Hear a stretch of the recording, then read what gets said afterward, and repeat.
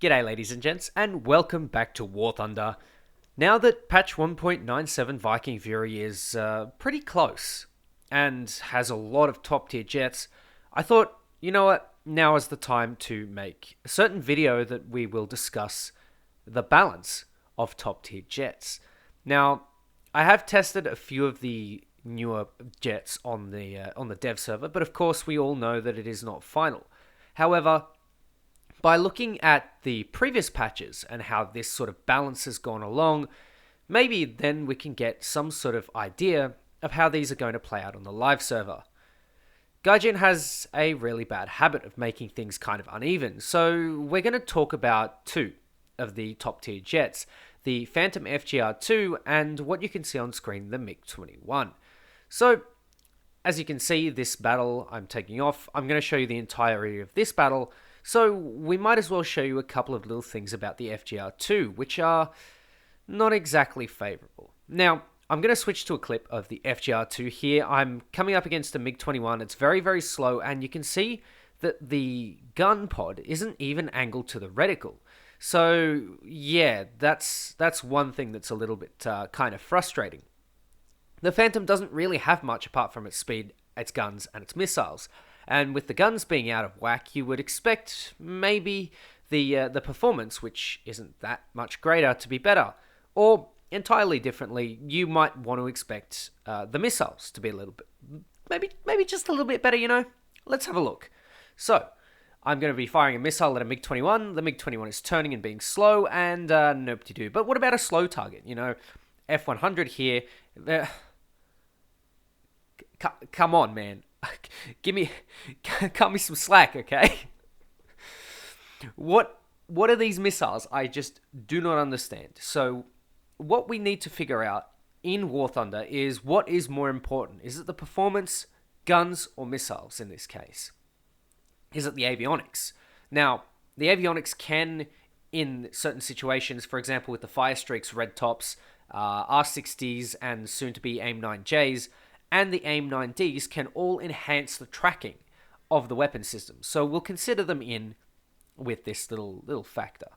But for me, the real kicker is the fact that Gaijin tends to do this little thing that pisses everyone off every time a new patch is updated. Gaijin gives one or two nations a top tier vehicle and then leaves the rest in the dust. Now, this would be good and well if there were like two nations in the game. But we have, 8? We have the 5 that we started with. We have Italy, France, China, and now Sweden.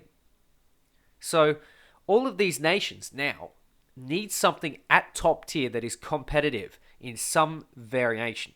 Now, a lot of nations don't even have a 10.3. China has the J6, but that is more of a 10.3 and less of a low-end 10.3. I would consider what is on the screen, the SMT, to be a 10.7 to be honest, or even an 11.0. It shines out above the rest. And that's not a good thing if you want to look at the longevity of your game. You can also see this in tanks, which whilst I don't really play top tier much, I mean there's a good reason for that, and that is Ka-50.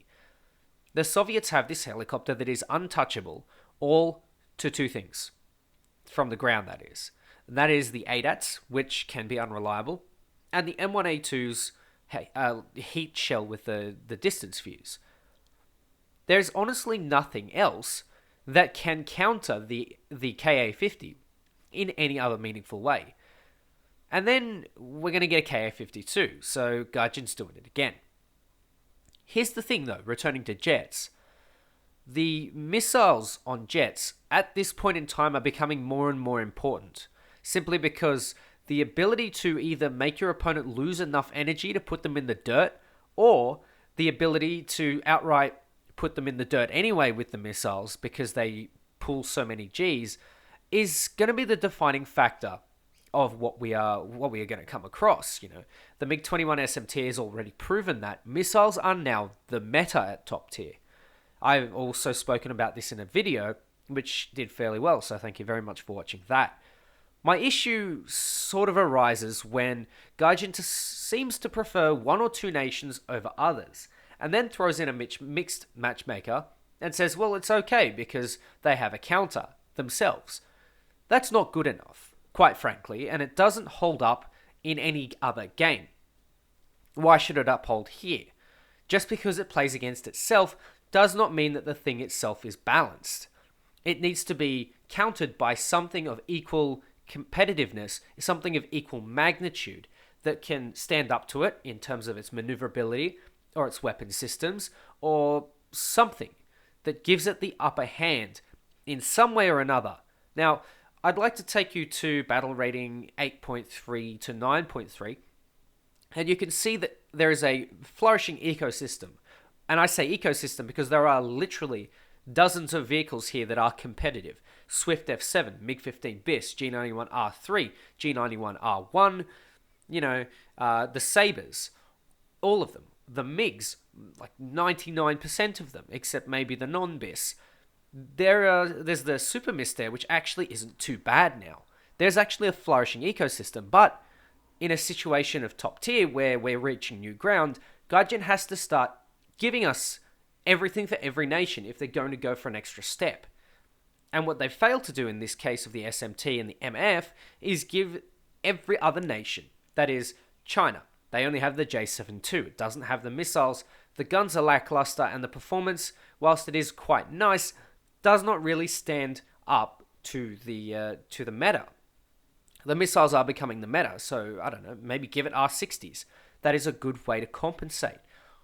Another good way to compensate, apart from giving it new missiles, is giving a vehicle with better performance. I can see this in the J35? The Draken. It does not have good missiles at all. It has equivalent to AIM-9Bs, but it is easily the best turning out of the lot of them. It is going to be basically the Kai 200 of top tier. And I think that's a good thing. It means that there's a healthy ecosystem of vehicles that are best in class at certain things. And this is good. You see that at 7.7, for example, in tanks. You see that at 4.3 or 5.7 for props. These are good things, and this is why these battle ratings are fun to play. Low tier is fun to play because there is a thriving ecosystem of different vehicles that are best in class at certain things. You get what I'm saying now. I'm hammering in the point a little bit, but at top tier, this just does not happen. We're going to be seeing the English Electric Lightning, and from what I've played of it, it is quite disappointing. It doesn't really have the thrust that I would expect of a top tier jet. It sort of sits a little bit below what I might have hoped for, rather. So perhaps it would be, maybe the red tops would bring that back a little bit. Maybe you could get a little bit more performance out of the red tops. And whilst I haven't used them with radar, their tracking without the radar is it's not good. It's really not good. So if the British don't get an astoundingly good jet, now maybe what I need is the performance from the radar. Maybe that's what's going to make it. But if it doesn't, then Britain obviously needs something that is good for it. And obviously Britain here isn't the only example. The French don't even have a 10.3. Put the Super Étendard in and put something else in that might be up to standard. Every nation has something at this point.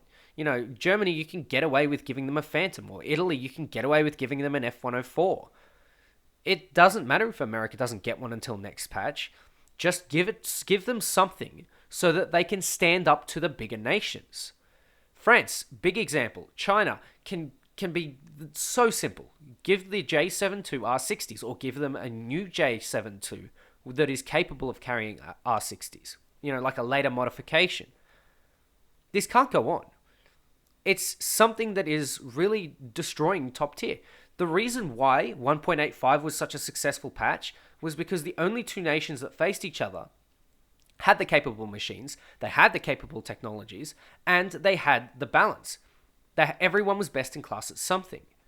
And that was what made it beautiful, and I'd love to see that happening here in these future patches. It seems to be getting better for top tier jets, but I'd really like to see it get even better, more nations, etc. Anyway, ladies and gents, thank you very much for watching. Take care, and I'll catch you next time.